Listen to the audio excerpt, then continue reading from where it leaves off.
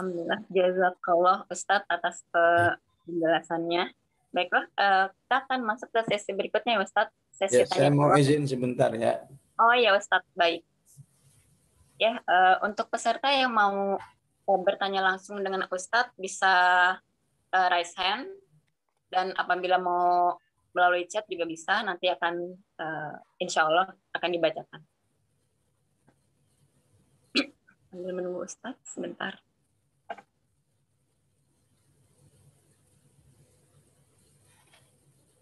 Iya, Mbak Raya, untuk daftar ulang diingatkan lagi Mbak terakhir. Oh, iya. Untuk yang mau daftar ulang bagi peserta lama sudah dibuka, jadi mohon segera. Sampai tanggal 30 April. Dibukanya udah lama. Oh, dibukanya udah lama ya Ustaz.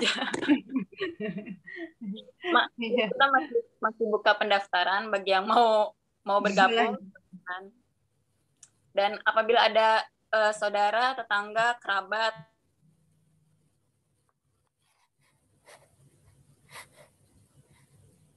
mau ikut bergabung, baiklah.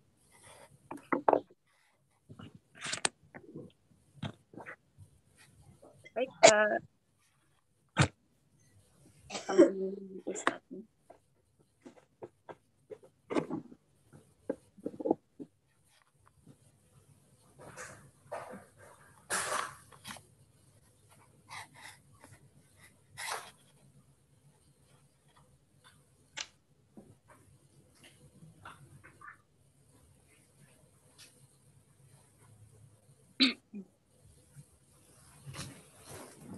Baik, lanjut.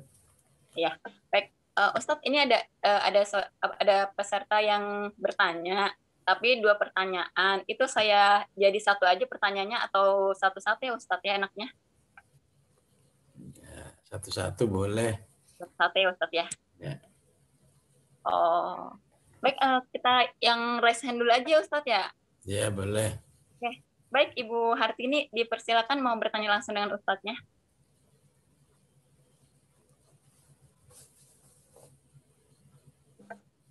Silakan Ibu Hartini. Assalamualaikum Ustaz.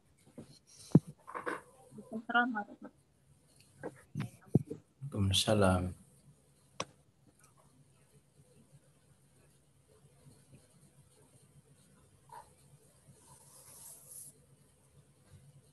Halo Ibu Hartini. Suaranya belum kedengaran, Bu. Suaranya? Iya. Ibu Hartini suaranya nggak kedengeran. Apa ya? Ya. Ya. Makanya itu kan orang yang mau buat Iya. tapi dapat orang yang disebut oleh Rasulullah siapa? Belum bisa terdengar. Oh, nggak Agak kedengar. dekat mungkin. Halo Ibu Hartini. Iya. Sudah belum? Sudah. Ya. Oh iya.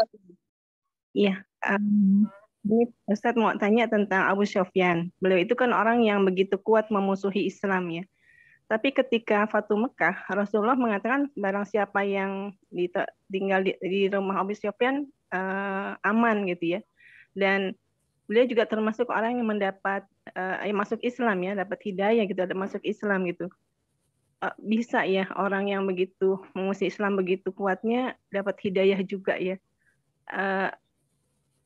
Kenapa gitu ya bisa seperti itu gitu ya yang saya tanyakan. Baik, bismillahirrahmanirrahim. Ya, semoga kita bisa memahami kalau sekelas Abu Sufyan saja bisa dapat hidayah, apalagi kita. Ya. Seharusnya harus lebih bisa dapat hidayah daripada Abu Sufyan. Ya. Jadi, ya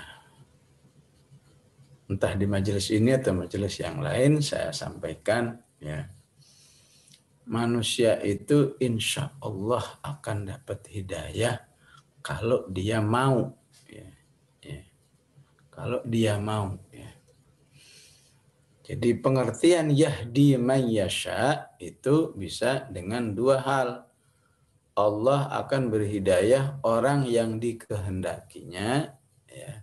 Dan pengertiannya Allah memberi hidayah orang yang mau diberi hidayah. Ya. Ya. Jadi orang yang mau diberi hidayah itu kayak apa biasanya orangnya? Ya paling canggih itu, ya paling menonjol itu orang yang kepengen, ya baca ayat yauma yanfa'us shadiqina sidqum. Wah, saya kepengen nih jadi orang yang shadiqin. Saya mau berdoa, ya. Saya mau bersabar, ya termasuk ngaji tafsir ini juga bisa menjadi shadiqin ini, ya. Shadiqin shadiqot artinya waktu masih belajar Maryam, wah masih kuat, ya. Dikasih An-Nur masih kuat, ya. Dikasih Al-Ahzab, wallahu a'lam, ya. Kita lihat nanti siapa yang shadiqin shadiqot, ya. Karena kalau nggak kuat, ya capek juga, ya. Padahal cuma baru juga 3 surat, belum 114, ya. Nah, jadi waktu itu kadang-kadang menjadi ujian shadiqin shadiqot, ya. Tapi kalau kita memang nggak peduli, ya mau sampai kapan, ayo, ya. Nah, itu cepat tuh dapat hidayahnya, ya. Jadi yang kepengen, ya makanya ada ibadah infak itu, ya menjadi penilaian di sisi Allah, ya. Dalam urusan dunia kan orang bukti dia kepengen tuh kan siap ngeluarin uang kan, ya. Wah ini baju bagus banget, ini berapa harganya? 1 juta, ya udahlah cariin 1 juta, pokoknya gimana dapat baju ini. Itu shodiqin urusan baju, tapi ya gimana kita juga bisa dilihat oleh Allah shodiqin urusan hidayah, ya. Demi dapat hidayah perlu biaya, ayo berapa biaya saya keluarin, ya. Demi dapat hidayah gimana? Jangan, ya, harus kurangi tidur, bangun malam. Baik, saya akan mau bangun malam, ya. Nah, itu cepat dapat hidayahnya kalau begitu, ya. Agak lambat hidayah itu kalau biasa-biasa aja, ya. Ada jelasin gini, jelasin begitu, kepengen enggak, suka juga enggak. Nah, itu lama itu dapat hidayahnya itu, ya. Mulai hidayah, ya. Mulai lebih terhalang hidayah itu ketika membenci, ya. Dijelasin, ayo kita menghafal Quran karena hafal Quran itu begini. Malah hari gini masih ngomong hafalkan Quran, ya. Yang ngomong dibenci, yang ngerjain dibenci. Wah, itu lebih susah lagi itu, ya. Lebih susah lagi udah benci pakai menghalang-halangi, ya. Pokoknya kita musuhin tuh orang-orang yang, ya, ngajak beribadah, ngajak berakhlak Islamiyah. Kita bully, kita citrakan dengan citra yang enggak bagus. Bila perlu kita penjarain tuh orang tuh, ya. Seperti disebut di surat Al-Anfal, wa idh yamkuru bikal ladzina kafaru liyuthbituk, ya. Kita penjarakan saja atau kita usir, ya. Au yukhrijuk, ya. Au yaqtuluk, atau kita bunuh, ya. Wah, itu lebih susah lagi itu, ya. Itulah Abu Sufyan, ya.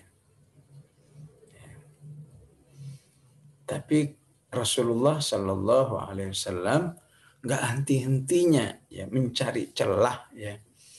Gimana ya Abu Sufyan ini supaya, ya paling tidak pernah gitu kayak, ya, suka gitu, ya. Walaupun sejenak, walaupun cuma beberapa hari itu, ya nggak henti-hentinya dicari caranya gimana supaya orang ini, ya paling tidak kalau nilai bencinya itu 100, diturunin kayak jadi 75, ya. Dari situ nanti, ya bisa, ya, dari situ hidayah akan turun. Salah satunya itu ketika Rasulullah menikahi putrinya, ya. Putrinya yang di pengasingan di tempat hijrah di Ethiopia yang sendirian, yang tadi saya katakan suaminya murtad, ya. Itu ketika mendengar Rasulullah telah menikahinya, ya, dalam kondisi ya istilahnya dia di sana sendiri, ya janda, ya, maka Abu Sufyan itu ada perasaan bangga gitu ya. Jadi kebenciannya tuh udah mulai turun gitu ya. Ya. Apa dia katakan? Fahlun la yujda'u anfuh, ya. Ya. Ya bahasa kita memang tokoh luar biasa dia itu ya. Ya. Udah tahu bapaknya kayak begini, mau aja nikahin anaknya. Kalau bahasa kita itu begitu ya. Ya, dalam bahasa Arabnya itu bahasa Arab kiasan ya. Fahlun la yujda'u anfuh katanya ya. Ya. Maka ketika dengar itu udah mulai itu langsung menyusut tuh ya. Ya. Kemudian sempat dia berkunjung ke anaknya ya. Ke anaknya Ummu Habibah di Madinah ya. Rasulullah nggak ada, dia masuk ke rumah kamar anaknya Ummu Habibah, tapi sama Ummu Habibah nggak boleh duduk di tempat tidur Rasul. Kalau mau kunjung ke saya sini, ya duduk tempat lain. Ya, saya nggak rela ya tempat tidur ini diduduki oleh orang najis seperti kamu. Ya, wah tegas ini akhwat ini. Ya. Ya. Ya, dari situ dia berpikir, ya Allah masa saya harus diperlakukan begini ya sama anak sendiri katanya. Ya, nah, itu mulai menurun tuh, mulai dia berpikir. Mulai menurunkan tensi permusuhannya kepada Rasulullah Sallallahu Alaihi Wasallam. Ya, terus berproses ya sampai kepada ya, bagaimana saat Rasulullah akan melakukan Fathu Makkah ya, bagaimana Rasulullah mengkiati bahwa Abu Sufyan ini tokoh yang bisa memberi suaka kepada orang-orang yang nanti kalau Rasulullah melakukan Fathu Makkah ya maka salah satunya itu ya siapa yang berada di rumahnya aman, siapa yang berada di Masjidil Haram aman, siapa yang masuk rumah Abu Sufyan aman. Keren banget ya. Masuk rumah Abu Sufyan ya aman, berarti ya saya ini benar-benar masih ditokohkan ya. Nah, itu langsung semakin menurun lagi itu tensi permusuhan kebenciannya ya. Ya. Maka di saat-saat seperti itulah ya Abu Sufyan dapat hidayah ya. Ya. Bahasa kesimpulan Abu Sufyan itu mengatakan begini, ini orang udah saya kerjain segala cara ya, masih saya dimuliakan ya. Seharusnya kan orang seperti saya ini kan udah dibunuh atau dihabisin lama ya, tapi dimuliakan, anak saya dinikahi ya, padahal anak saya dalam kondisi ya sebetulnya mungkin kurang menarik gitu ya, tapi Rasulullah bukan itu tujuannya ya. Tujuannya adalah untuk ya salah satunya kepentingan dakwah untuk meluluhkan hati orang tuanya ya. Jadi tadi kebencian, tensi permusuhannya udah berkurang ya. Maka di situ manusia tidak lagi menilai sesuatu itu dengan hawa nafsu, tapi pakai akal sehat ya. Apa ya saya nggak masuk Islam sementara saya udah melihat luar biasanya Rasulullah Sallallahu Alaihi Wasallam ya memuliakan dirinya sebagai walaupun telah panjang memusuhi Rasulullah Sallallahu Alaihi Wasallam. Oleh karena itu usahakan jangan pernah membenci apapun terhadap kebajikan-kebajikan yang pernah kita dengar, karena itu bisa jadi ya menghalangi hidayah Allah kepada diri kita. Wallahu a'lam.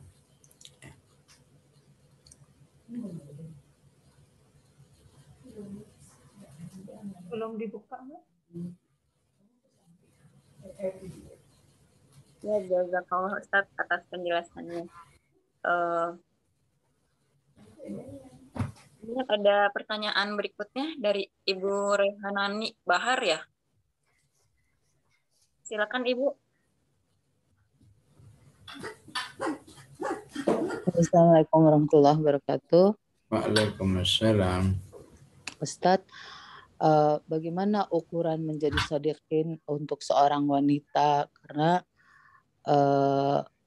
pernah pada suatu waktu ada yang mengatakan begini pada seorang aktivis dakwah perempuan. Ada yang bilang, kau tidak akan ditanyai tentang bagaimana kau akan apa yang kau berikan pada negara ini dalam aktivitas dakwahnya itu, tapi kau hanya akan ditanya tentang bagaimana kamu kepada suamimu gitu. Jadi bagaimana sebetulnya ukuran shodiqin ini Ustadz untuk wanita? Terima kasih. Iya, memang itu betul itu ya. Sesuai dengan An-Nisa 34 ya. Ya, fasalihatu qanitatun hafizatul lil ghaibi bima hafizallah. Ya.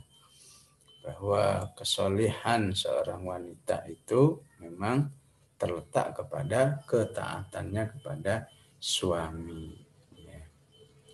Tapi ketika suami itu keimanannya atau punya juga pemahaman dakwah, ya, maka suami itu juga akan memberi peluang kepada istrinya, ya,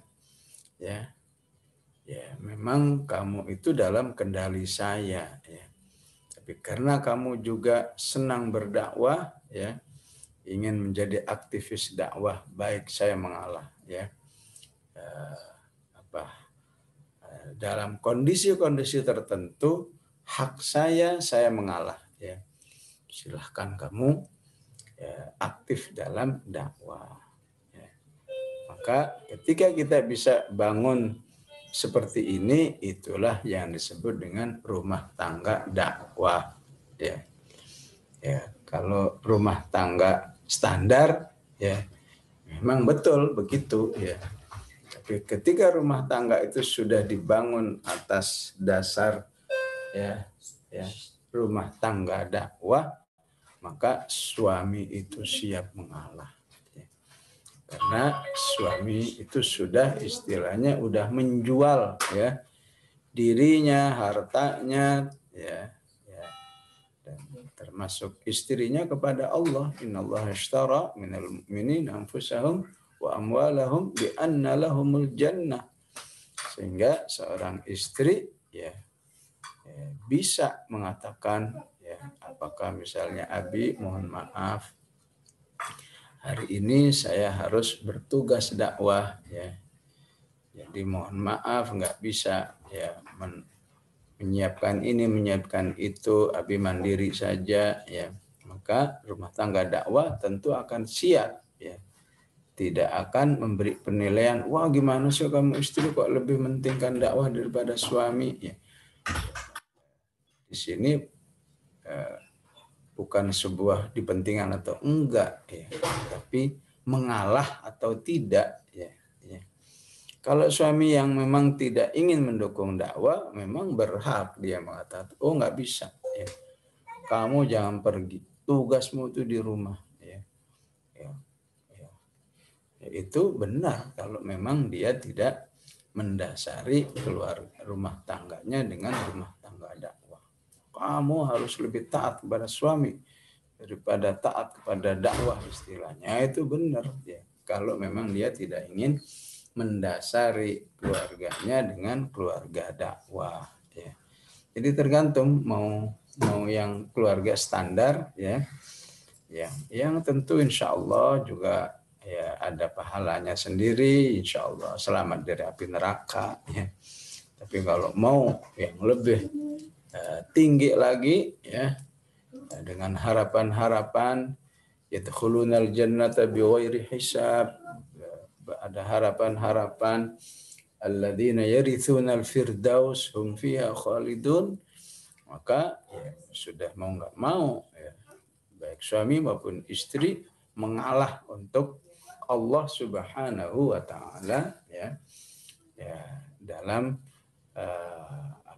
hak-hak kehidupan pribadinya ya. Ya, ini juga berlaku dengan hal-hal yang pribadi ya, istilahnya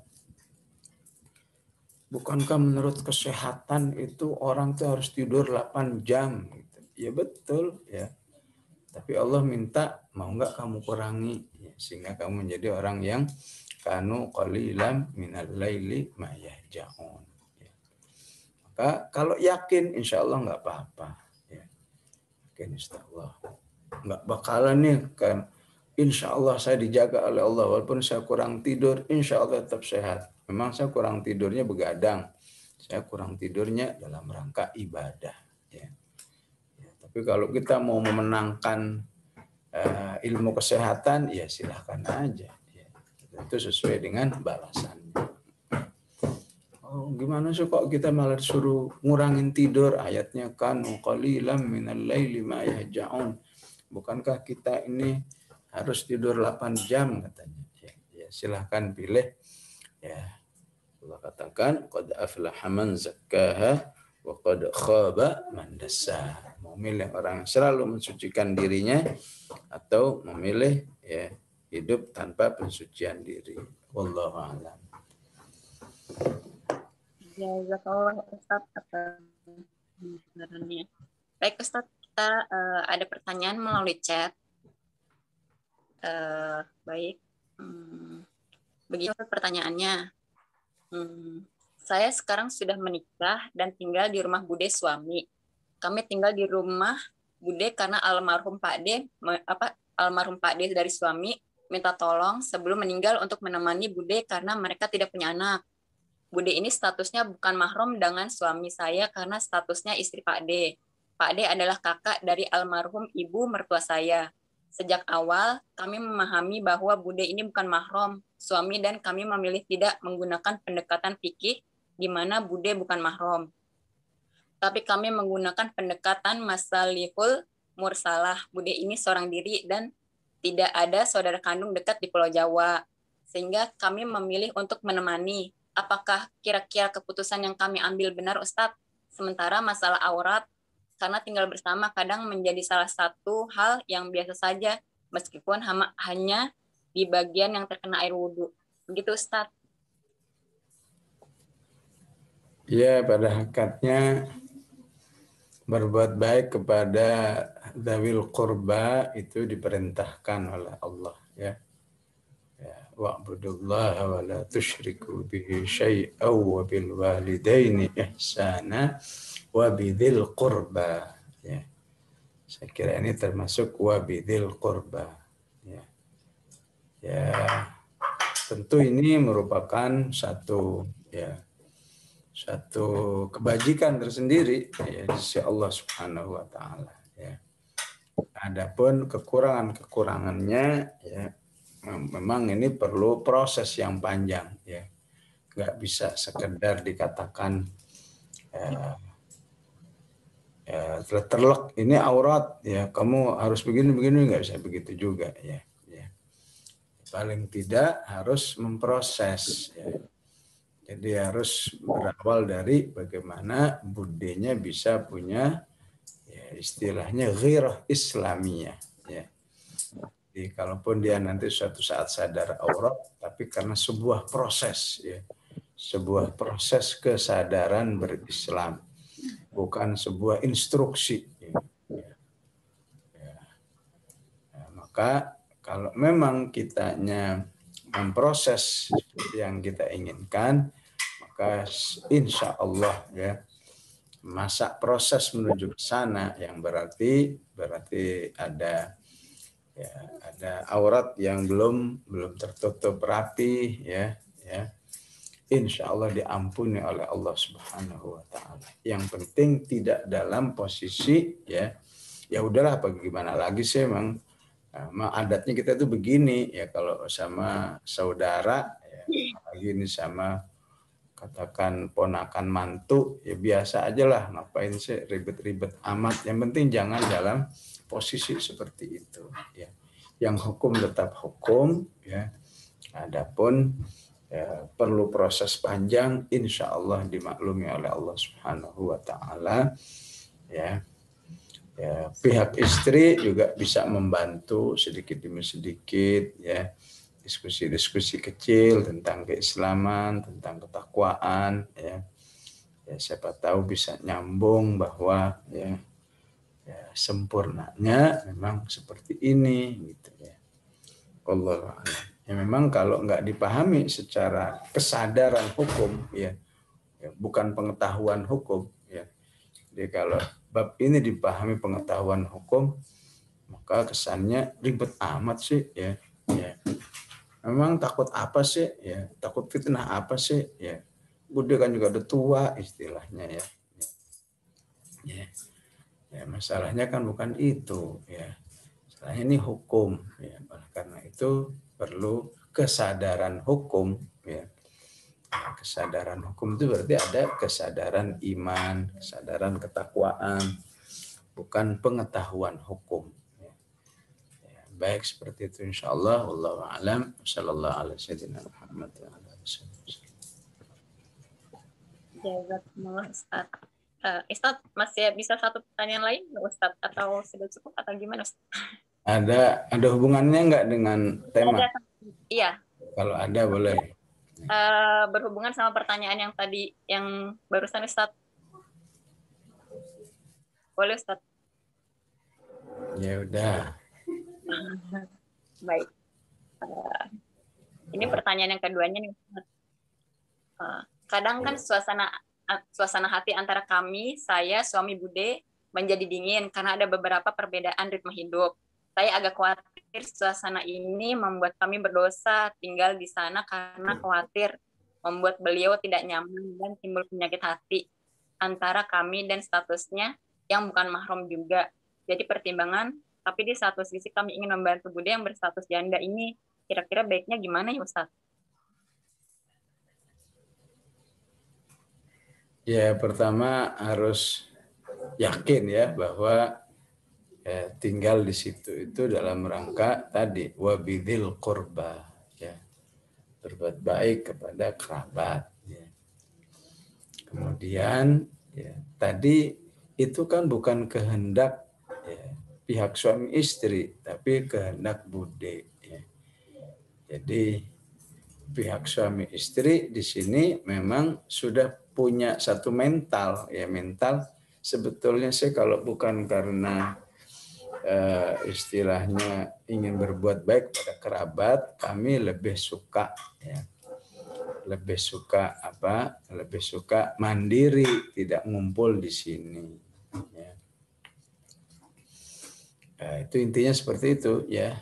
Jadi antara berbuat baik dan itu kehendak mereka, itu harus membuat kita lebih merasa besar hati gitu ya. Ya istilahnya ada kondisi-kondisi nggak enak, kita harus bisa mengatakan inilah resiko karena kamu kan ingin ditemani ya namanya tinggal bersama itu mustahil nggak ada gesekan-gesekan, pasti ada aja, tinggal mana yang lebih diutamakan ya.